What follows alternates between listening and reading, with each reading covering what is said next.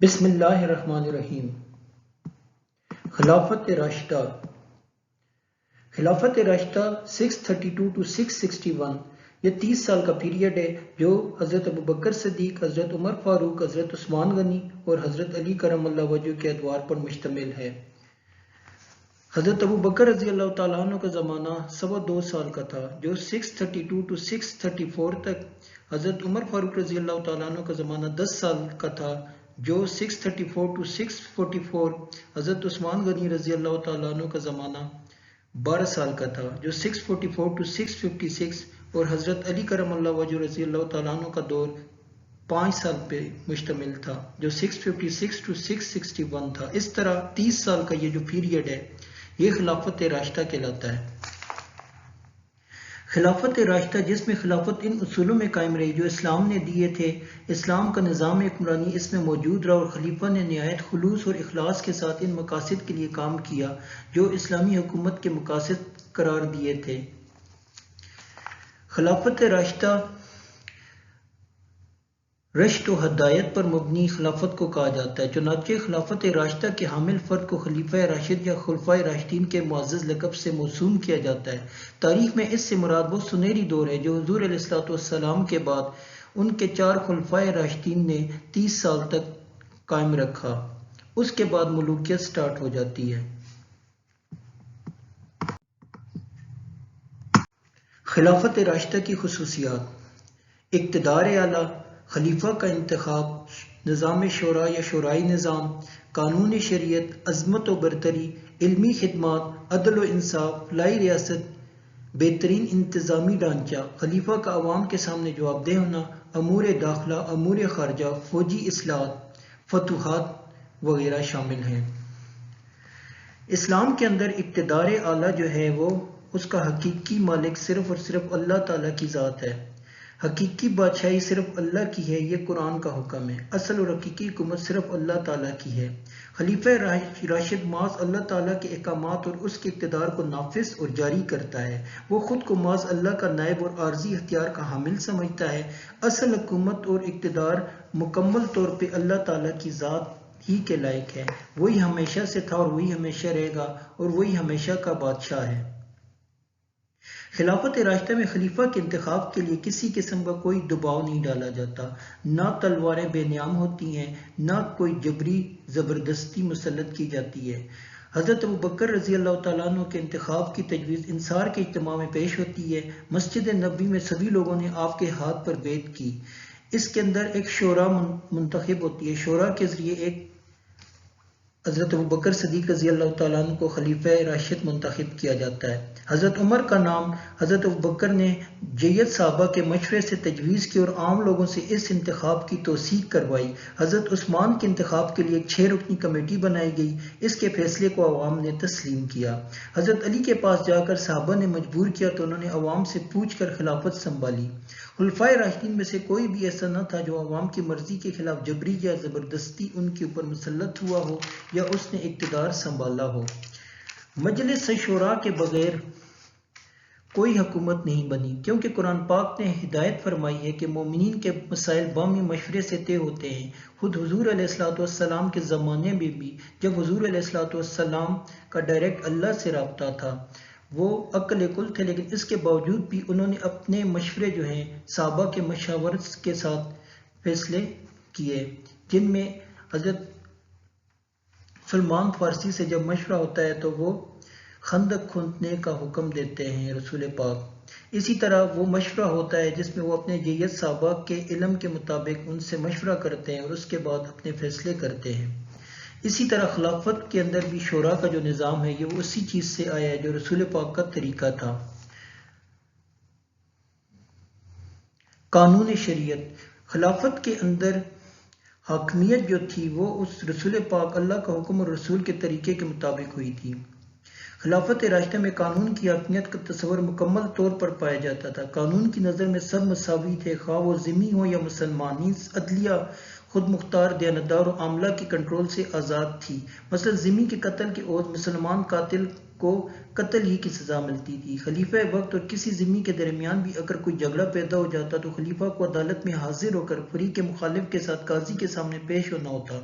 حضرت علی جب خلیفہ تھے اپنی زرہ حاصل کرنے کے لیے عدالت میں استغاثہ دائر کیا تو نصرانی کے ساتھ عدالت میں حاضر ہوئے اور کافی ثبوت مہیا نہ کر سکنے کی وجہ سے آپ کا استغاثہ خارج کر دیا گیا۔ فلاحی ریاست۔ خلیفہ راشد کے دور میں حکومت کا مقصد عوام کی فلاح و بہبود تھا۔ خلیفہ کا فرض تھا کہ وہ ضرورت مندوں کی ضروریات پوری کریں۔ حضرت عمر فاروق رضی اللہ تعالیٰ عنہ نے فرمایا تھا کہ اگر دریائے دجلہ کے کنارے کوئی کتا بھی بھوکا مر جائے تو اس کی ذمہ داری بھی سربراہ ریاست پر ہوگی۔ انسانی حقوق کا احترام۔ خلافت راشدہ ایک دستوری حکومت تھی جو عام لوگوں، قبائل اور اقلیتوں کے حقوق کے سلسلے میں میثاق مدینہ میں بنیادی انسانی حقوق فراہم کرتی تھی۔ خلافت راشدہ میں غیر مسلموں کو ذمہ قرار دے کر ان کے حقوق کا باقاعدہ اعلان کیا گیا تھا۔ ان کو سماجی، معاشی اور معاشرتی مذہبی آزادی دی گئی تھی۔ مسلم عوام کے حقوق کا بھی تحفظ کیا گیا تھا۔ عصبیتوں سے پاک حکومت۔ حضرت خلافت راشدہ کے اندر تمام جید صحابہ کرام خلفائے راشدین جو تھے وہ ان کے اندر یہ خصوصیات تھی کہ اس دور میں فیصلے قبائلی عصبیتوں کی بنیاد پر نہیں کیے گئے، بلکہ جن لوگوں نے اس عصبیت کو بھڑکانے کی کوشش کی انہیں ناکامی ہوئی اور رسول پاک صلی اللہ علیہ وسلم کی شریعت کے مطابق فیصلے کیے گئے۔ قانون کا ماخذ جو تھا وہ قرآن اور حدیث تھا۔ خلافت راشدہ میں اس وصیت رسول صلی اللہ علیہ وسلم کے قاعدے اور قانون کے مطابق اساس اور بنیاد کے طور پر تسلیم کیا گیا تھا۔ میں نے تم میں دو چیزیں چھوڑی، جب تک تم ان دونوں کو مضبوطی سے تھامے رکھو گے تم گمراہی میں نہ پڑو گے، ایک اللہ تعالیٰ کی کتاب اور دوسری حدیث رسول صلی اللہ علیہ وسلم کی سنت۔ ارشاد نبوی کے مطابق خلفائے راشدین کے عہد میں زندگی کے تمام سیاسی، معاشرتی اور اقتصادی معاشی فیصلے قرآن و حدیث کے مطابق ہوئے، رسول پاک کی سنت کو دیکھا گیا۔ فضیلت اور برتری کا معیار۔ خلافت راشدہ میں خلفائے راشدین کے نزدیک عظمت و برتری کا معیار وہی تھا جو عہد نبوی میں تھا۔ چنانچہ کسی کو کوئی عہدہ اور منصب دینے سے قبل اس کے متعلق اس آیت کریمہ کی روشنی میں معلوم کیا جاتا تھا، بے شک تم سے اللہ کے نزدیک زیادہ عزت والا وہ ہے جو تم میں سے زیادہ پرہیزگار ہے۔ خلافت راشدہ ہر قسم کی عصبیت سے پاک تھی۔ کسی عربی کو کسی اجمی پہ، کسی اجمی کو کسی عربی پر کوئی برتری حاصل نہیں تھی۔ اسلام سے قبل پڑھے لکھے لوگ بہت کم تھے۔ رسول پاک صلی اللہ علیہ وسلم کی بعثت کے وقت مکہ مکرمہ میں صرف 17 افراد لکھنا پڑھنا جانتے تھے۔ سرور کائنات نے پڑھنے پڑھانے پر اس قدر زور دیا کہ عرب کے جاہل کو بھی زیور علم سے آراستہ ہو کر علمی مجلس کی زینت بننے لگے۔ رسول پاک صلی اللہ علیہ وسلم پر جو پہلی حدیث نازل ہوئی، پہلی آیت نازل ہوئی، وہ بھی اقرا سے سٹارٹ ہوتی ہے، جس سے علم کی فضیلت اسلام میں صاف نظر آتی ہے۔ وہی کہ ابتدائی آیات میں قرآن پاک پڑھنے اور علم بالقلم کا تذکرہ کیا گیا ہے۔ خلافت راشدہ میں اشاعت علم پر کافی توجہ دی گئی، جا بجا علمی مراکز قائم کیے گئے۔ حکام عمال کے فرائض میں ایک فریضہ یہ بھی تھا کہ وہ علم کو فروغ دیں، اشاعتی علوم پر توجہ دیں۔ شہروں میں مکاتب اور مساجد میں مدارس کو قائم کیا گیا، جن میں معلم اور مدرس جو تھے وہ تعینات کیا گئے۔ خلفائے راشدین ہمیشہ اس بات پر کڑی نگاہ رکھتے تھے کہ دین کی روح کمزور نہ ہونے پائے۔ خلافت راشدہ میں اشاعت دین اسلامی تعلیمات کو فروغ دینے کا اندازہ اس بات سے لگایا جا سکتا ہے کہ خلیفہ بذات خود 5 وقت کی نمازوں کا امام تھا، بلکہ اس کے علاوہ جمعہ کی خطابت اور امامت بھی اسی کے سپرد ہوا کرتی تھی۔ قیام امن و عدل۔ خلافت راشدہ امن کی داعی ہوتی ہے، قتل و غارت گری، ظلم و زیادتی سے پاک تھی۔ وہ ایسے تمام معاملات اور امور کو ختم کرنے کی صحیح اور جدوجہد کرتی جو قیام امن میں خلل کا باعث بنتے ہوں۔ چوری، ڈکیتی، بے حیائی، فحاشی، منکرات کو مٹانا اس کا فرض منصبی ہوتا ہے۔ قیام امن کے سلسلے میں خلافت راشدہ اس اصول پر عمل پیرا تھی۔ بے شک اللہ تعالیٰ عدل و احسان کا حکم دیتا ہے۔ سورہ النحل۔ خلافت راشدہ میں عدل و انصاف کی برتری کا یہ عالم تھا کہ حضرت علی اپنے قاضی شریعہ کی عدالت میں خود پیش ہوتے۔ حضرت علی سے ایک عام بدو سوال کر سکتا تھا۔ بیت المال۔ خلافت کی اہم خصوصیت یہ ہے کہ اس عہد میں بیت المال رعایا کی امانت تصور ہوتا تھا۔ خلیفہ وقت حسب منشاء اسے اپنے استعمال میں نہ لا سکتا تھا، بلکہ وہ عوام کی امانت تھی۔ خلافت راشدہ میں خلیفہ وقت اپنا گزر و بسر کرتا تھا۔ خلیفہ اول جن کا خلافت سے پہلے اپنا کاروبار تھا، خلیفہ بننے کے بعد صرف اتنا وظیفہ وصول کرتے تھے جس سے ان کا سادہ طریقے طور پر گزر بسر ہو سکے۔ آزادی اظہار رائے۔ خلافت راشدہ میں رعایا کو خلیفہ کی طرف سے آزادی اظہار کی مکمل آزادی تھی۔ عوام خلیفہ میں کوئی غلط بات اگر دیکھتے یا خلاف شرع یا کوئی کام دیکھتے تو وہ تنقید کرتے، وہ انہیں ٹوکتے۔ رعایا کی فلاح و بہبود اور ذمیوں سے رعایا کے ساتھ بہترین سلوک روا رکھا جاتا تھا۔ صوبائی نظام حکومت۔ خلافت راشدہ کی خصوصیات میں سے ایک خوبی یہ بھی تھی کہ خلفاء کے عہد خلافت میں ملک کو کئی صوبوں میں تقسیم کر دیا گیا تھا جن کے گورنر بنائے گئے تھے۔ جب اشاعت اسلام میں مسلمانوں کو ترقی نصیب ہوئی، فتوحات کے دروازے کھلے، عرب سے باہر نکل کے باقی کانٹیننٹ تک اسلام پھیلا، تو اس کے بعد مرکزی حکومت کے زیر کنٹرول صوبائی گورنر جو تھے وہ نظام حکومت کے انڈر اپنا نظام چلاتے تھے۔ فوجی نظام۔ عہد رسالت میں باقاعدہ کوئی فوجی نظام نہ تھا، ہر مسلمان مجاہد تھا، لیکن خلافت راشدہ میں فوج کا مستقل نظام قائم کیا گیا۔ حضرت عمر نے اپنے عہد حکومت میں فوج کی تعداد میں اضافہ کیا، ایک رجسٹر تیار کر کے باقاعدہ فوج کا ادارہ قائم کیا گیا، ان کی تنخواہیں مقرر کی گئیں۔ فوج کو دو حصوں میں تقسیم کیا گیا، ایک باقاعدہ فوج تھی جو ہمیشہ چھاؤنیوں میں رہتی تھی اور دوسری رضاکاروں پر مشتمل تھی، یہ لوگ اپنے گھروں میں رہتے تھے۔ رضاکاروں کی فوجی ضرورت کے وقت طلب کی جاتی تھی، فوجیوں کی صحت، آرام، رہائش کا خاص خیال رکھا جاتا تھا۔ یہاں پہ خلافت راشدہ جو ہے وہ داخلی اور خارجی امور بھی تھے۔ داخلی خارجی امور سے مراد یہ ہے کہ جہاں ایک طرف امور داخلہ کا خیال رکھا جاتا تھا، وہاں خارجہ امور کے اندر مسلمانوں نے اپنے سفیر مقرر کیے ہوئے تھے۔ اس کے علاوہ باقی دنیا کے ساتھ ان کا رابطہ تھا، جہاں ایک طرف فوجی مہمات میں ان کے ساتھ جنگ ہوتی تھی، دوسری طرف ان کے ساتھ مذاکرات اور ٹیبل ٹاکس بھی ہوا کرتی تھی۔ خلافت کا یہ سنہری دور جو تھا، یہ مکہ مدینہ سے نکل کے عرب اور اس کے بعد باقی دنیا تک پھیلا۔ حضرت عمر فاروق رضی اللہ تعالیٰ عنہ کے دور تک خلافت 30 لاکھ مربع میل تک کے علاقے میں پہنچ چکی تھی۔ کیسر و کسرا کے محلات تباہ ہو چکے تھے۔ مراکش سے لے کے بلوچستان تک کا علاقہ ان کے دور حکومت، اس کے بعد حضرت عثمان ذو النورین کے دور تک، پھر اس کے بعد حضرت علی رضی اللہ تعالیٰ عنہ کے ادوار تک اسلام جو تھا دنیا کے بہت بڑے حصے تک پھیل چکا تھا۔ اسلام کا یہ دور ایک سنہری دور تھا جس کے اندر اسلام کامل طور پہ اسلام کا عملی نمونہ دنیا نے دیکھا۔ اس کے اندر بیسک فنڈامنٹل رائٹس جو تھے، بنیادی انسانی حقوق جو تھے، وہ اس کے علاوہ معاشرے کے ہر فرد کو اس کے مکمل حقوق اسلام ہی نے دیے۔ اسلام کے مکمل تصویر، ایک مکمل شبیہ پکچر دنیا نے دیکھی اور اس سے دنیا نے بہت کچھ سیکھا۔ یورپ جو اس وقت جاہلیت کی گہری گھاٹیوں میں پڑا ہوا تھا، اسلام کے اس سسٹم سے متاثر ہو کے اس نے بھی بہت ساری اپنی ریفارمز کی۔ 30 سال کا یہ پیریڈ حضرت علی کی شہادت کے ساتھ ختم ہو جاتا ہے۔ خلافت کے خاتمے کے ساتھ اسلام کا زوال شروع ہو جاتا ہے، مگر مسلمانوں کا دور حکومت اس کے بعد بھی جاری رہتا ہے۔ بنو امیہ اور بنو عباسیہ سے لے کے اس کے بعد مختلف ادوار میں مسلمان اپنا اقتدار قائم کرتے ہیں، لیکن وہ بادشاہیت یا ملوکیت کہلاتی ہے۔ اسلام کا پیریڈ مدینہ کی ریاست کے بعد خلفائے راشدین کی خلافت پہ آ کے ختم ہو جاتا ہے۔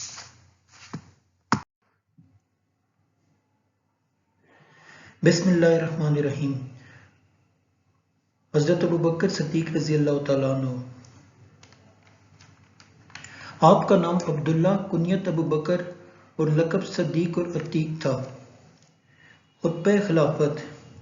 بیعت کے بعد حضرت ابوبکر صدیق رضی اللہ تعالیٰ عنہ کھڑے ہوئے اور فرمایا، لوگوں مجھے تمہارا حکمران بنائے گئے اور میں تم سے بہتر نہیں ہوں۔ اگر میں اچھا کام کروں تو تم میری مدد کرنا، اور اگر غلطی کا ارتکاب کروں تو تم مجھے سیدھا کر دینا۔ آگاہ رہنا کہ تم میں سے کمزور شخص میرے نزدیک طاقتور ہے، یہاں تک کہ میں اس کا حق دلا دوں۔ خبردار، تم میں سے ایک طاقتور میرے نزدیک کمزور ہے، یہاں تک کہ میں اس سے حق وصول کر لوں۔ جب تک میں اللہ اور اس کے رسول کی اطاعت کروں تم بھی میری اطاعت کرنا، جب میں نافرمانی کروں تو تم پر میری اطاعت لازم نہیں۔ ابتدائی مشکلات۔ حضرت ابوبکر صدیق رضی اللہ تعالیٰ عنہ کی ابتدائی مشکلات خلافت سنبھالنے کے بعد بہت زیادہ پرخطر واقعات سے بری ہوئی ہیں۔ ملت اسلامی ایک نازک دور سے گزر رہی تھی، اور اگر اس مشکل وقت میں حضرت ابوبکر صدیق رضی اللہ تعالیٰ عنہ ایک بھی غلط قدم اٹھا لیتے تو اسلام کا شیرازہ بکھر کر رہ جاتا، لیکن آپ کے عزم و استقلال اور تدبر و حکمت نے ملت اسلامیہ کو تباہی سے بچا لیا۔ حضرت ابوبکر صدیق رضی اللہ تعالیٰ عنہ کا فرمان ہے، قسم ہے اس ذات کی جس کے ہاتھ میں میری جان ہے، اگر مدینہ میں اتنا سناٹا ہو جائے کہ درندے آ کر میری ٹانگیں نوچے تب بھی میں اس مہم کو روانہ کروں گا۔ یا رسول پاک صلی اللہ علیہ وسلم نے روانہ کرنے کا حکم دیا تھا۔ اس سے ثابت ہوتا ہے کہ حضرت ابوبکر صدیق رضی اللہ تعالیٰ عنہ نے اپنے امور خلافت میں رسول پاک کے ارشادات، ان کا حکم، ان کا طریقہ اپنایا۔ اس سے لشکر اسلام کی روانگی کا ذکر ملتا ہے کہ جو رسول پاک صلی اللہ علیہ وسلم کا آخری حکم تھا اپنی زندگی میں، جب انہوں نے لشکر اسلام لشکر اسامہ کی صورت میں روانہ کرنے کا حکم دیا تھا، اور حضرت ابوبکر نے جب خلافت سنبھالی تو انہوں نے صحابہ کے کہنے کے باوجود رسول پاک کا وہ لشکر جو تھا اس کو روانہ کیا۔ حضرت ابوبکر صدیق رضی اللہ تعالیٰ عنہ کی ابتدائی مشکلات میں جھوٹے نبیوں کا فتنہ، منکرین زکوٰۃ کا فتنہ وغیرہ اور بہت کچھ داخلی اور خارجی امور بھی شامل تھے، اور حضرت ابوبکر صدیق رضی اللہ تعالیٰ عنہ نے ان تمام پر بہترین طریقے سے اپنی انتظامی صلاحیتوں سے، اپنے علم و عمل سے قابو پایا۔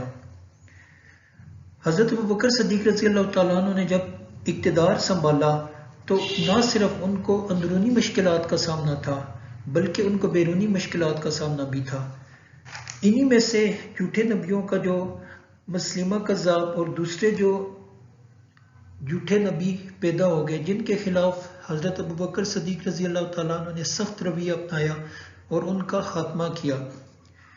زکوٰۃ میں منکرین زکوٰۃ پیدا ہو گئے، اور حضرت ابوبکر صدیق رضی اللہ تعالیٰ عنہ کو صحابہ نے مشورہ بھی دیا کہ فی الحال آپ ان کے ساتھ سخت رویہ نہ اپنائیں، لیکن حضرت ابوبکر صدیق رضی اللہ تعالیٰ عنہ نے ان کے خلاف بھی سخت رویہ اپنایا۔ انہوں نے کہا جو چیز رسول پاک صلی اللہ علیہ وسلم کے دور میں ہو چکی اس میں کسی قسم کی کوئی کوتاہی نہیں ہوگی۔ حضرت ابوبکر صدیق رضی اللہ تعالیٰ عنہ نے فرمایا، خدا کی قسم جو شخص رسول پاک صلی اللہ علیہ وسلم کی زندگی میں بکری کا ایک بچہ زکوٰۃ میں دیتا تھا، اگر وہ اس کے دینے سے انکار کرے گا تو میں اس کے مقابلے میں جہاد کروں گا۔ جمع تدوین قرآن۔ جمع تدوین قرآن کی وجہ جنگ یمامہ بنی، جس میں تقریباً 1200 صحابہ کرام حفاظ کرام جو تھے وہ شہید ہو گئے، جن میں سے 700 اصحاب رسول جو تھے حفاظ قرآن تھے۔ حضرت عمر رضی اللہ تعالیٰ عنہ حضرت ابوبکر صدیق رضی اللہ تعالیٰ عنہ کے پاس آئے اور انہیں اس خطرے سے آگاہ کیا کہ اگر اسی طرح جنگوں میں حفاظ کرام صحابہ کرام شہید ہوتے گئے تو جمع قرآن کے لیے مشکلات پیدا ہوں گی، یہاں تک کہ اللہ تعالیٰ نے حضرت ابوبکر رضی اللہ تعالیٰ عنہ کے سینے کو کھول دیا، یہاں تک کہ اللہ نے اس کام کے لیے میرا سینہ کھول دیا۔ یہ حضرت ابوبکر صدیق رضی اللہ تعالیٰ عنہ کا قول ہے۔ اس کے بعد انہوں نے صحابہ کرام کو جمع کیا اور جمع قرآن کا کام شروع کیا۔ جمع تدوین قرآن عہد صدیقی کا بہت بڑا کارنامہ تھا۔ اس سلسلے میں حضرت علی رضی اللہ تعالیٰ عنہ نے فرمایا، حضرت ابوبکر صدیق رضی اللہ تعالیٰ عنہ بہت بڑے اجر کے مستحق ہیں، کیونکہ انہوں نے سب سے پہلے یہ کام سر انجام دیا، یعنی کتاب اللہ کو جمع کیا۔ فتوحات اور دفاع۔ حضرت ابوبکر رضی اللہ تعالیٰ عنہ نے اندرونی طور پر ریاست کو مستحکم کرنے کے بعد خارجی معاملات کی طرف توجہ دی۔ عراق کی طرف پیش قدمی، حضرت ابوبکر رضی اللہ تعالیٰ عنہ نے حضرت خالد بن ولید رضی اللہ تعالیٰ عنہ کو عراق کی مہم سونپی، جس میں انہوں نے مختلف جنگوں کے بعد ایرانیوں کو شکست دی اور یہ علاقہ خلافت اسلامیہ کے اندر شامل کیا۔ بہت سارے معرکات ہوئے جس میں حضرت خالد بن ولید رضی اللہ تعالیٰ عنہ نے اپنی بہترین حکمت عملی اور شجاعت سے مسلمانوں کو ایرانیوں کے خلاف جنگ میں کامیابی دلائی اور بہت سارے علاقے جو ہیں بہترین حکمت عملی سے اسلام کے اندر شامل کیے۔ عراق کے علاقے ایران کے علاقوں کو اسلام کی حکومت کے اندر شامل کیا۔ حضرت ابوبکر صدیق رضی اللہ تعالیٰ عنہ نے ایک طرف عراق اور ایران میں حضرت خالد بن ولید رضی اللہ تعالیٰ عنہ کے زیر قیادت لشکر روانہ کیا اور دوسری طرف حضرت ابو عبیدہ بن جراح اور حضرت عمر بن العاص رضی اللہ تعالیٰ عنہ کی زیر قیادت ایک لشکر شام کی طرف روانہ کیا، اور حضرت خالد بن ولید رضی اللہ تعالیٰ عنہ کو بھی کہا کہ وہ عراق سے اپنی آدھی فوج لے کر شام پہنچے۔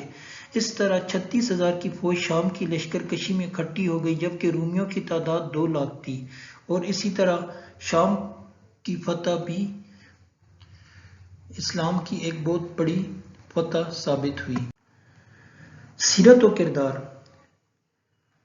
آپ رضی اللہ تعالیٰ عنہ کی سیرت و کردار کے چند اہم پہلو۔ حب رسول۔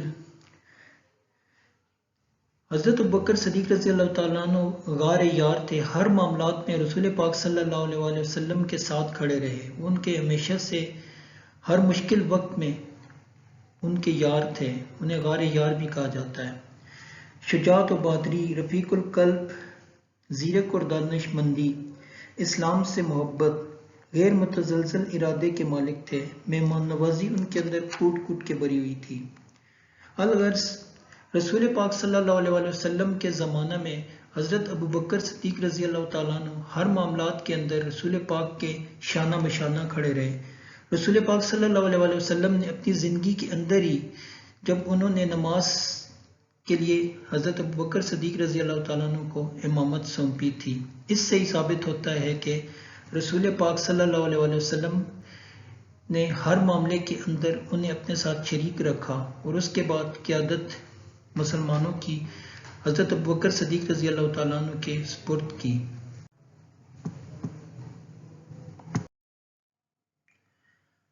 حضرت عمر فاروق اعظم رضی اللہ تعالیٰ عنہ 634 to 644، انہوں نے 10 سال حکومت کی۔ یہ مراد رسول تھے۔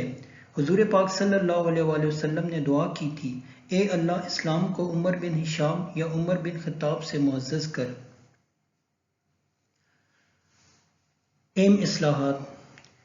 عدالتی نظام قائم کیا، سن ہجری کا نظام قائم کیا جو ہجرت مدینہ سے شروع ہوتا ہے، خزانے کے نظام کی بنیاد رکھی، بیت المال، فوج کا باقاعدہ ایک ادارہ بنایا، پولیس کے محکمے کی بنیاد رکھی، ریاست کے زیر انتظام سرکاری محکمے بنائے اور ملازمین کی باقاعدہ تنخواہیں مقرر کی، پیمائش کا نظام جاری کیا، مردم شماری کی بنیاد رکھی، نہری اور زرعی نظام متعارف کروایا، نئے شہر آباد کروائے، شہری تعمیرات کروائیں، ٹیکس کا نظام متعارف کروایا، تجارتی نظام قائم کیا، جیل خانوں کا قیام، رعایا کو تحفظ اور سیکورٹی کا نظام قائم کیا، گھوڑوں کی دیکھ بھال اور جنگی صلاحیتوں میں اضافہ کیا، پرچہ نویس مقرر کیے، مسافر خانے، مہمان خانے بنائے، بچوں کے وظائف مقرر کیے، اقلیتوں کے حقوق مقرر کیے، انہیں تحفظ فراہم کیا، حضرت ابوبکر رضی اللہ تعالیٰ عنہ کو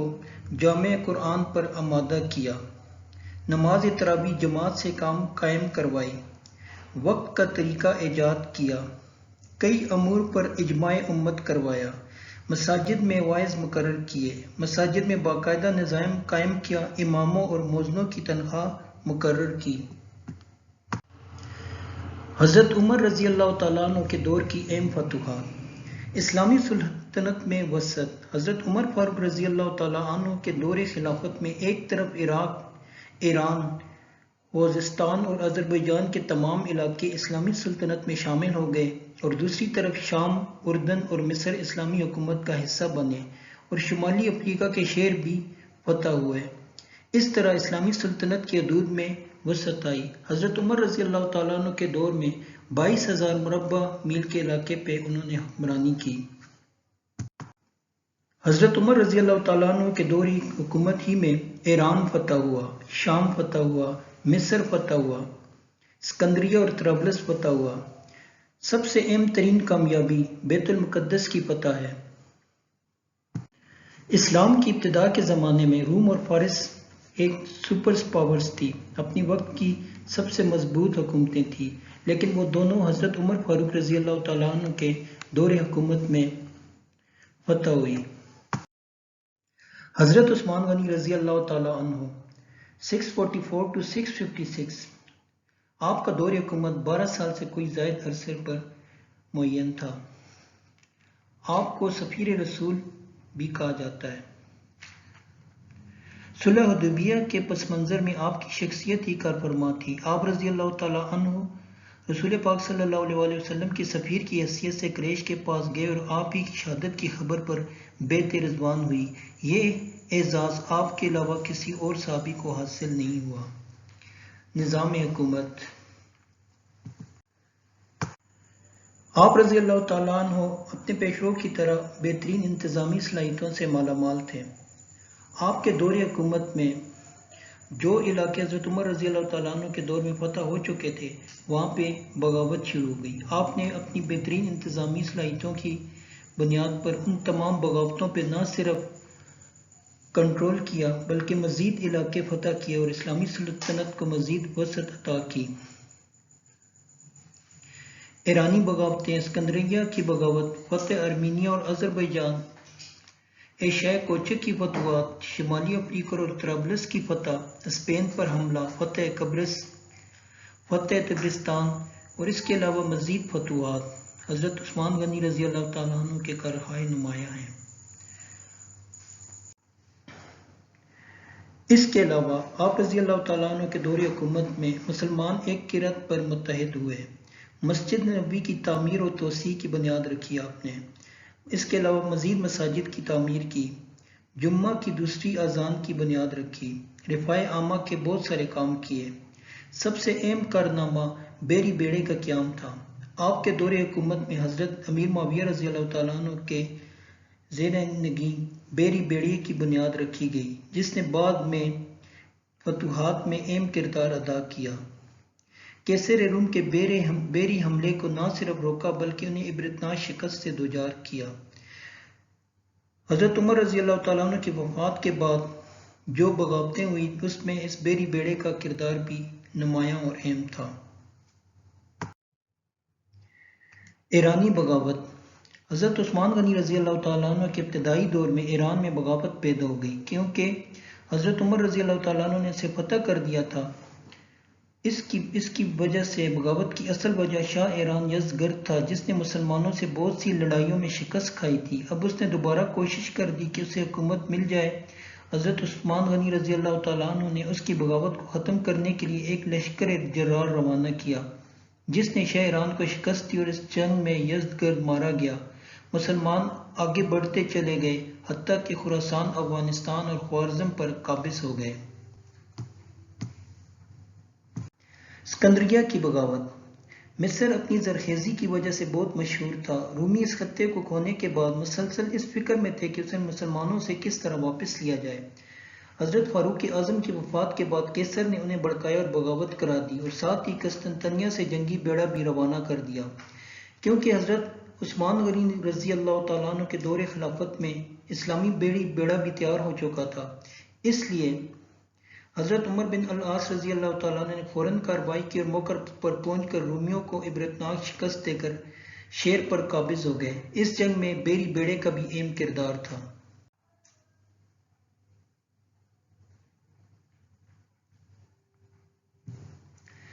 فتح ارمینیا اور آذربائیجان۔ حضرت عمر فاروق رضی اللہ تعالیٰ عنہ کے دور حکومت میں ان علاقوں نے جزیہ دے کر اطاعت قبول کر لی تھی۔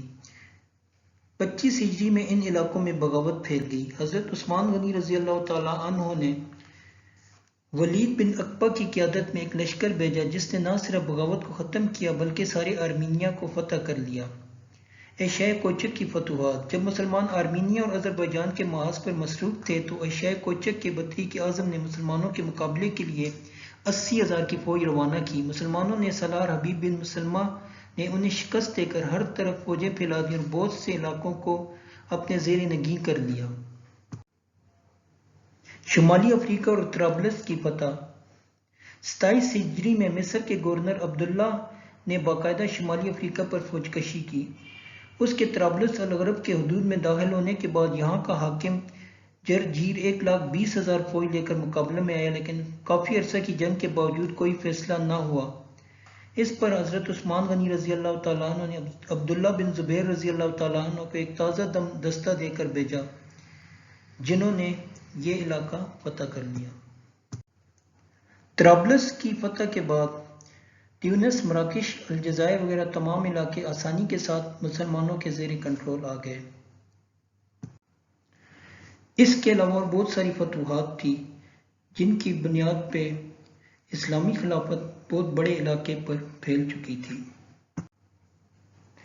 داخلی محاذ پر حضرت عثمان غنی رضی اللہ تعالیٰ عنہ کو فتنوں کا سامنا کرنا پڑا۔ تربیت یافتگان رسول کی کمی، قریشی تفاخر، محکوم اقوام کا جذبہ انتقام، ایرانی مجوسیوں کی مفاد پرستی، دولت کی فراوانی، اکابر قریش پر پابندی کا خاتمہ، بنو ہاشم اور بنو امیہ کی قدیم عداوتیں اور رنجشیں، حضرت عثمان غنی رضی اللہ تعالیٰ عنہ کی فطری نرمی، حضرت عثمان غنی رضی اللہ تعالیٰ عنہ کی صلح رحمی، صبائی تحریک اور مزید فتنے۔ آپ رضی اللہ تعالیٰ عنہ نے خارجی محاذ پر جہاں بہترین کامیابیاں حاصل کی، وہاں داخلی محاذ پر آپ کا نرم رویہ اور آپ کی صلح رحمی کی وجہ سے یہی وجوہات تھی جو آپ کی شہادت کی وجہ بنی۔ یہی فتنہ انگیز لوگ آپ کی شہادت کی وجہ بنے۔ حضرت علی کرم اللہ وجہہ 656 to 661 5 سالہ دور خلافت۔ آپ شیر خدا داماد رسول صلی اللہ علیہ وسلم تھے۔ آپ چوتھے خلیفہ راشد۔ نظام حکومت۔ آپ کے دور حکومت میں ذمیوں کے حقوق کا تحفظ، بازار کی نگرانی، محکمہ پولیس، سلطنت اسلامیہ کی وسعت، فوجی اصلاحات، جنگلات کو قابل محصول بنانا، جیل خانوں کی اصلاحات، داخلی اور خارجی محاذوں پر بہترین خدمات۔ آپ رسول پاک صلی اللہ علیہ وسلم کے زمانہ سے ہی تمام غزوات میں ان کے ساتھ شریک جنگ رہے اور اپنی شجاعت سے بہترین کارکردگی دکھائی۔ آپ ذمیوں کے حقوق کا بہت خیال رکھتے تھے اور کوشش کرتے تھے کہ کہیں ان کی حق تلفی نہ ہو۔ اس سلسلے میں آپ نے اپنے اعمال کو خصوصی ہدایت کی تھی۔ آپ نے بازار میں ناپ تول اور ملاوٹ وغیرہ کی روک تھام کے لیے مؤثر انتظام کیا۔ آپ خود بھی بازار جا کر معائنہ کرتے اور جو افراد قانون کی خلاف ورزی کرتے ہوئے پائے جاتے انہیں سخت سزا دی جاتی۔ اگرچہ محکمہ پولیس کی بنیاد حضرت فاروق اعظم کے دور میں ہو گئی تھی، لیکن آپ نے اس محکمہ کو تکمیل تک پہنچایا۔ پولیس کے ذمہ امن و انصاف کے قیام کے علاوہ منڈیوں کی دیکھ بھال بھی رکھی۔ گو کہ آپ کا دور مکمل طور پر بغاوتوں اور سازشوں پر میت نظر آتا ہے، لیکن اس کے باوجود جیسے ہی آپ کو موقع ملا آپ نے سیستان اور کابل کو فتح کیا۔ اس کے علاوہ اور بھی علاقے جو تھے ان کو اپنے سلطنت میں شامل کیا۔ یوں سلطنت اسلامیہ کو وسعت ملی۔ آپ سے پہلے جو 3 خلفائے راشد تھے آپ ان کے مشیر تھے۔ آپ ہی کی مشاورت سے بہت سارے افعال سر انجام دیے گئے۔ ان کی بہترین انتظامی صلاحیتوں کے اندر آپ کا بھی بہترین کردار اور رول موجود ہے۔ حضرت عثمان غنی رضی اللہ تعالیٰ عنہ کی شہادت کے بعد 3 دن تک مسند خالی رہی۔ چوتھے دن لوگوں نے حضرت علی رضی اللہ تعالیٰ عنہ خلافت کی ذمہ داریاں سنبھالنے کی درخواست کی، لیکن آپ نے کسی اور کو خلیفہ بنا لینے کی بات کی، لیکن وہ لوگ آپ پر زور دیتے رہے۔ آخرکار ملت اسلامیہ کی ڈگمگاتی کشتی کو سہارا دینے کے لیے آپ تیار ہو گئے۔ کیونکہ اس وقت مدینہ کے حالات بہت خراب تھے۔ باغیوں اور سبائیوں نے وہاں پہ اپنا قبضہ جما لیا تھا۔ سب سے پہلے اشتر اور دوسرے قاتلان عثمان جو تھے وہ مسائل پیدا کر رہے تھے، اور اس طرح ایک پورے گروہ بن چکا تھا جن کی شناخت نہیں ہو رہی تھی۔ اور جب آپ نے اپنی خلافت کی ابتدا کی تو بہت سارے قاتلان عثمان یا اور بھی باقی گروپ جو تھے جن کی شناخت نہیں ہو رہی تھی، جو مسلمانوں کے اندر چھپ چکے تھے، انہوں نے بھی آپ کی بیعت کر لی۔ اسی لیے آپ کو اقتدار سنبھالتے ہی ابتدائی مشکلات کا سامنا کرنا پڑا۔ جب ہر طرف افراتفری کا عالم تھا، مدینہ پر قاتلان عثمان کا قبضہ تھا، لاقانونیت کی فضا طاری تھی، ایسے حالات میں کسی شخص کے لیے بھی یہ ممکن نہ تھا کہ وہ امن و عامہ کو بحال کر سکے۔ ایسے حالات میں حضرت علی رضی اللہ تعالیٰ عنہ کو بہت سی مشکلات کا سامنا کرنا پڑا، اور آپ نے اپنی بہترین انتظامی صلاحیتوں کی بنیاد پہ خلافت راشدہ کا جو نظام تھا اس کو قائم و دائم رکھا، اور بہت ساری داخلی اور خارجی معاذوں کے اوپر جو مسائل پیدا ہو رہے تھے ان کے اوپر آپ نے قابو پایا۔ قصاص عثمان غنی رضی اللہ تعالیٰ عنہ کی وجہ سے امت کے اندر اختلاف پیدا ہو چکا تھا۔ بہت سارے خارجی اور فسادی لوگ بیچ میں اپنی سازشیں کر رہے تھے۔ ان سازشوں کی وجہ سے ہی آپ کو داخلی معاذ پر مشکلات کا سامنا کرنا پڑا۔ انہی کی وجوہات سے مسلمانوں کے آپس میں کئی جنگیں ہوئی، جو جنگ جمل، جنگ صفین اور دوسری جنگوں کی بنیاد پڑی۔ خارجی گروہوں کی بغاوت،